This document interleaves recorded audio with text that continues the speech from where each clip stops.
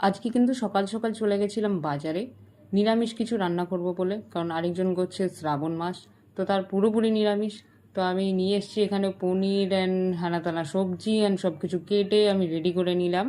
রান্না আমি একদমই করতে পারি না, কিন্তু ইউটিউব দেখে রেসিপি দেখে কিছু নিজেরটা মিলিয়ে আমি নতুন কিছু ট্রাই করছি। আমি জানি না এটা কীরকম হবে। তো আজ বানাচ্ছি হলো নিরামিষ মাটার পনির উইথ ফ্রাইড রাইস। এই স্বাদ মতো নুন কতটা দেবো একদমই আইডিয়া নেই আমার। টেস্ট ঠিকঠাক আসছে কি আসছে না সেটার জন্য আমি একটু মায়ের হেল্প নিয়ে নিয়েছি। নিজের বাগান থেকে অরিগানো পাতাও আমি রান্নায় অ্যাড করেছি। আমি জানি না এটা কীরকম হবে। মশলাটা প্রায় কষেই গেছে। এবার এটার মধ্যে আমরা ঢেলে দেবো হচ্ছে পনির, আর এটাকে 10 মিনিট আমরা এরমভাবেই ছেড়ে দেবো, তাহলেই রান্নাটা আমাদের কমপ্লিট হয়ে যাবে। ওদিক থেকে রাইস আমাদের হয়ে গেছে।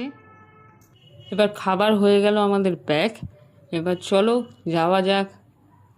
আমি জানি না ওর কীরকম লাগবে, এটা নিয়ে তো যাচ্ছি, দেখা যাক গিয়ে। খুব এক্সাইটমেন্ট সহকারে খুলেছে, এখন দেখা যাক টেস্ট করে। ওকে, ওর খুব ভালো লেগেছে। পনিরটাও ভালো লেগেছে, বাহ। এবার সত্যিকারে খেতে বসার পালা। আমি নিয়ে নিয়েছি একটু রায়তা। রায়তাটা কিন্তু আমিষ ছিল, তাই জন্য এটা আমিই নিয়েছি।